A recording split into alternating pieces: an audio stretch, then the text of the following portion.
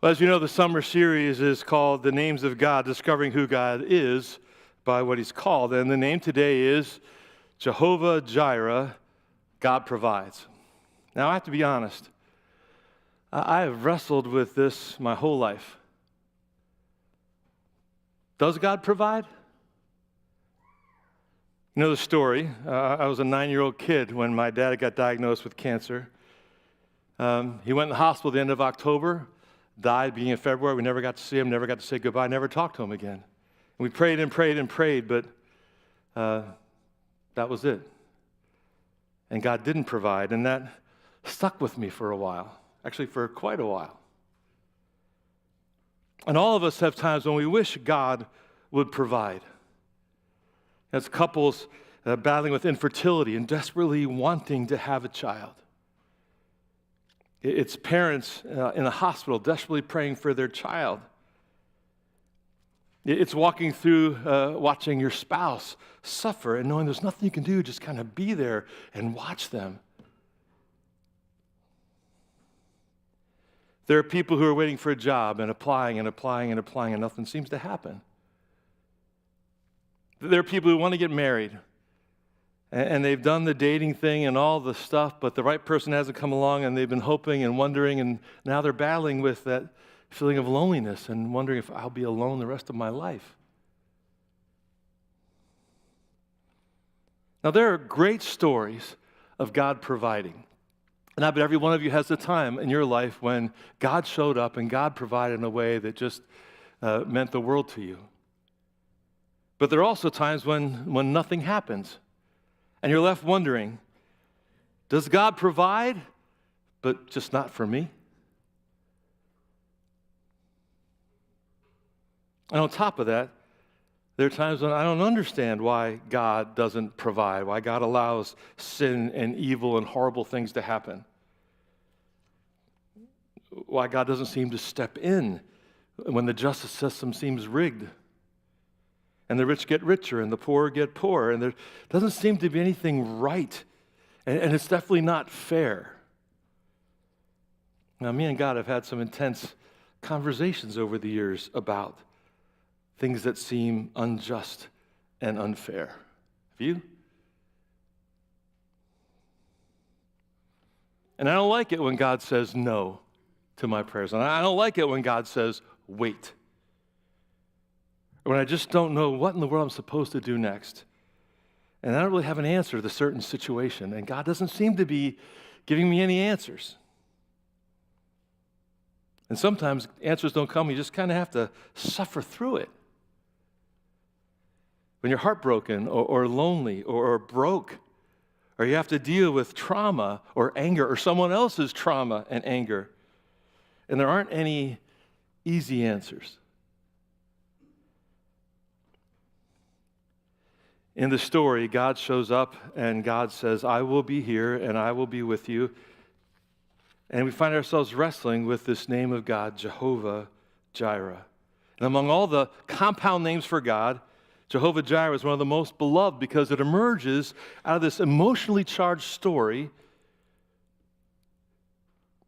And it's the one time and the place in this one verse, it's the only verse in the Bible where the name is used. It's in Genesis chapter 22, verse 14.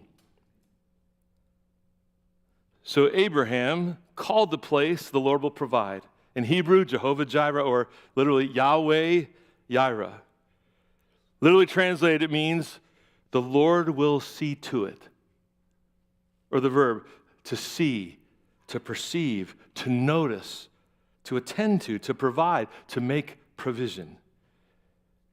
See, in English, seeing and providing are separate concepts. But in Hebrew thought, the one who truly sees a need acts to meet it. They go together. I see it, and I provide it.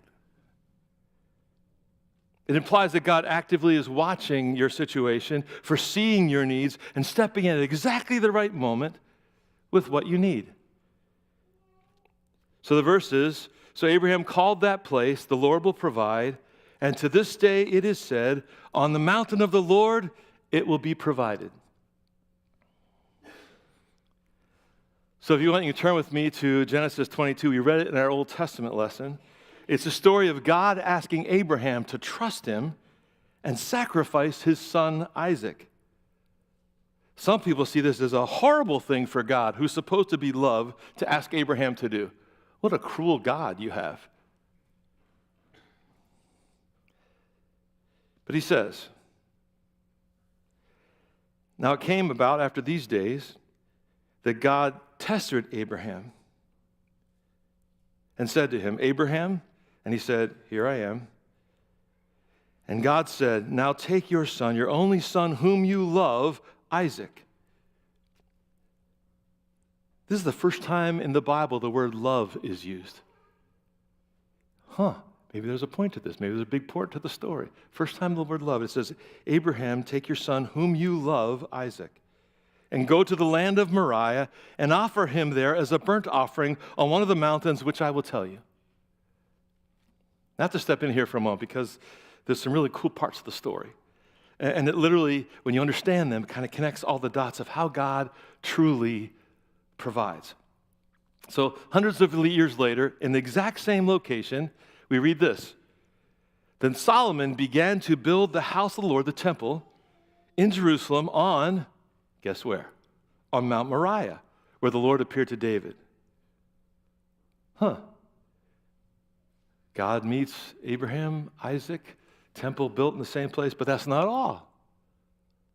Scholars also debate, is Golgotha actually Mount Moriah? Was Jesus crucified in the same location? Wouldn't that be cool? Abraham sacrificed his son Isaac, God sacrificed his son Jesus, same place, same mountain. Think about how God orchestrates like themes and concepts and people and places, all to sort of get to the point of saying, do you see? Do you understand that there is a thread to God's plan, to his love for us, to providing what we provide what we really, truly need, more than anything else, love and forgiveness and grace. Now, just say this is where we move from like certainty to probability. Many scholars believe that Golgotha was located on or adjacent to the same mountain ridge, historically here, Mount Moriah. Jerusalem actually sits on a ridge, and there's several hills. One's Mount Zion, one's Mount Moriah. They're kind of adjoining.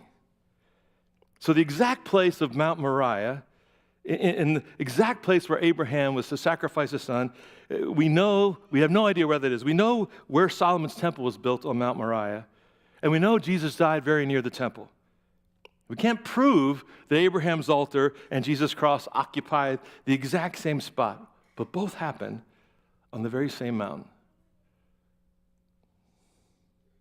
Now, I love how God weaves the stories together so you get, okay, do you understand?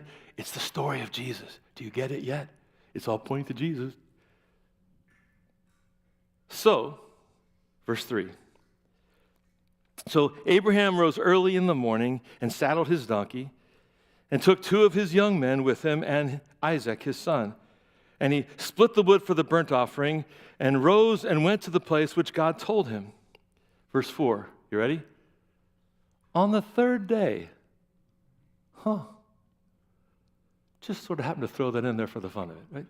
On the 3rd day. Are you getting the connections yet? Are you seeing the stories? I'm putting the pieces together for you. On the 3rd day. I love this stuff, by the way. Kind of part of my foundation of faith is in these little details that God weaves together. Abraham raised his eyes and saw the place from a distance. Abraham said to his young men, stay here with the donkey, and I and the lad will go over there, and we will worship, and we will return. Doesn't know how, but he believes somehow God was going to provide. He's certainly not going to wait till I'm 100 years old, give me a son, and then make me kill him and take his life away and start all over again. I trusted. Certainly God's got some other plan, some other way he's going to provide. Verse 6. Abraham took the wood of the burnt offering and laid it on Isaac his son. And he took in his hand the fire and the knife. So the 2 of them walked on together. And Isaac spoke to Abraham, his father, and said, my father. And he said, here I am, my son. And he said, behold, the fire and the wood, but where's the lamb for the burnt offering? Now, don't miss the fact that Abraham is fully trusting God. He had learned over a long lifetime, 100 years, I can trust God. And then Isaac is miraculously born. He had waited and waited to be the father of a great nation, and here is his son. The only hope of him having a great nation, lots of descendants, he's supposed to kill him. And Abraham said, God will provide for himself the lamb for the burnt offering, my son. So the two of them walked on together. Then they came to the place of which God had told him, and Abraham built the altar there and arranged the wood, and bound his son Isaac and laid him on the altar on top of the wood. Abraham stretched out his hand and took the knife to slay his son. Wait a second. It almost casually says he bound his son and laid him on the altar. And how old is Isaac? He's big enough, strong enough to carry all the wood. And Jewish scholars say, well, the very next story told is of Sarah's death at 137. So maybe he's in early 30s. Sometimes I have the picture of a little kid. He's obviously big enough, strong enough. He certainly could run away. He's a 100-year-old, 130-year-old man. Why would he allow him and choose to let his dad bind him and put him on the altar? No struggles mentioned. Isaac apparently allows himself to be bound. And that's significant because many interpreters say that he willingly submitted, carried the wood, just like Jesus willingly submitted and carried the wood, his cross. And he started to go, there are parallels to these two stories. It's a foreshadowing of what God would do with Jesus, his son. And here's where God provides what Abraham's needs. Verse 11, but the angel of the Lord. Now remember last week, Yahweh, and he's there at the burning bush, and who speaks? The angel of the Lord or Yahweh? Who's speaking? Yes, it's both. And many scholars say it's Jesus speaking before he has a human body. It's the messenger of Yahweh. It's Jesus. And here he is speaking, Abraham. Abraham. And he said, here I am. And he said, do not stretch out your hand against the lad and do nothing to him, for now I know that you fear God, since you've not withheld your son, your only son, from me. I've often read the story and wondered, do I have faith like Abraham? Do I trust God like that? Whatever he says, I'm going to do because I trust him. Then Abraham raised his eyes and looked, and behold, behind him, a ram caught in the thicket by his horns. And Abraham went and took the ram and offered him up for a burnt offering in place of his son. Abraham called the name of that place, the Lord will provide. As he has said to this day, in the mount of the Lord it will be provided. Jehovah Jireh. Then the angel of the Lord came to Abraham a second time from heaven and said, by myself I have sworn, declares the Lord, that because you have done this thing and have not withheld your son, your only son, indeed I will greatly bless you, and I will greatly multiply your seed as the stars in the heavens, as the grain of sand which is on the seashore, and your seed shall possess the gate of their enemies. In your seed, all the nations on earth will be blessed because you have obeyed my voice. Through your son, Isaac, will come eventually another one named Jesus, and the whole world will be blessed. See, God's plan is unfolding through the details of one person's personal life. And ultimately, yes, it's a story of trust and obedience. Do I trust God to provide? I got to be honest. I've struggled to trust God. I'm still working on it. I totally believe in Jesus. I get the whole thing. All the details point, he had to rise from the dead. The resurrection happened. Jesus rose. So me and Jesus were good. But trusting God, that's what it means to follow the way of Jesus. Do I trust him to provide and take care of me? And don't miss, it's not only a story of trust. It's a story where God throws another thing in, this substitute principle. Remember? Who dies? The ram in the thicket instead of Isaac. Something else dies in his place. Abraham's obedience then becomes part of Israel's covenant story, the promised people. But the crazy, wild, and challenging part of the story to me is Abraham trusts in God even when he couldn't understand God's command. Even when he didn't have any idea what was going to happen, he just trusted God to see him through. And ultimately, that trust leads us to Jesus. The ram dies instead of Isaac, and Isaac lives because another dies. So Abraham names the place, the Lord will provide. And there will be another lamb that dies. John the Baptist looked at Jesus and said, behold, the Lamb of God who takes away the sin of the world. But in that story, the Jesus story, there's no substitute. There's no ram in the thicket. Jesus is the ultimate God-sized substitute who will die in your place. I live because Jesus dies. And God provides. God provides Jesus. And says, I will save you, I will forgive you, I will walk with you through whatever you are facing. God provides not always the way I want.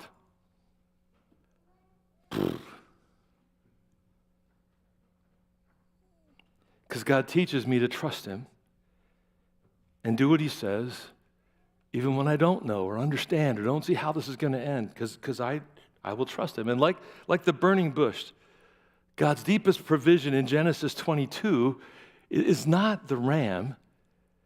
It's his presence there with Abraham and his promise, I'll provide. I'll be here with you. See, Jehovah Jireh means God sees what we cannot see. He provides what we need even when we can't see it yet. See, Abraham knew what God commanded him to do. He knew where he was going, but he didn't know how the story would end. Would he have to kill his son? Will God provide? That was his trust. That was his faith.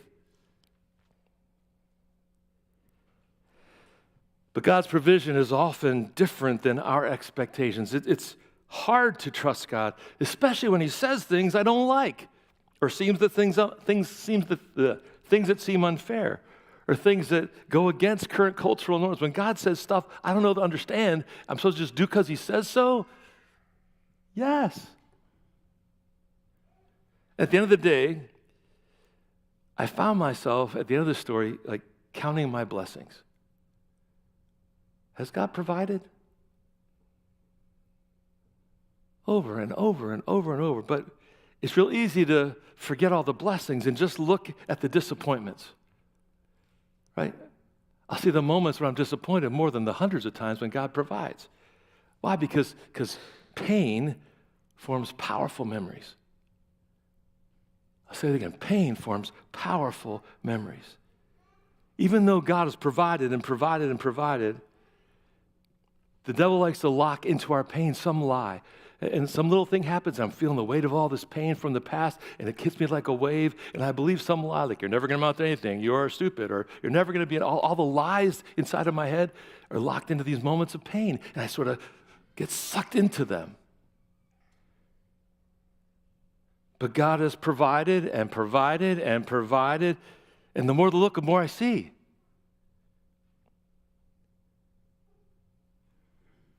And Abraham names this place Jehovah Jireh, Yahweh Jireh. Not Abraham figured it out. Not Abraham solved the problem. Not even Abraham trusted God. God was faithful. God provided. See, the greatest comfort in calling God Jehovah Jireh is not that God gives us everything we want. It's that God sees everything we cannot see. And he knows what we need even when we don't quite get it yet. How many look back at moments in your life when you thought, this is a disaster, where's God? And you learned some cool things along the way. And you grew significantly. You grew to trust God or deal with pain and suffering. And you look back and go, okay, now I get what that was all about. Before Abraham knew about the ram, God knew. Before Israel needed manna in the wilderness, God knew. Before we face tomorrow, God knows.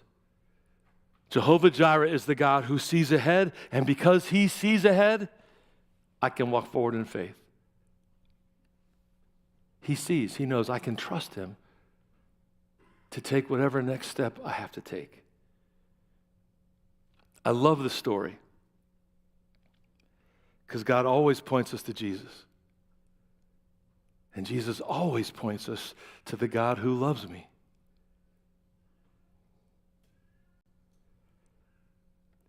Abraham and Isaac walk away from the story. And it was a moment of incredible trust and faith that then got passed on to Isaac. You and me, we're called to trust God. Even when I don't see how the story's going to end. Because I know God provides. Over and over and over. And when I don't see it, I can always see Jesus. Amen? Will you stand with me?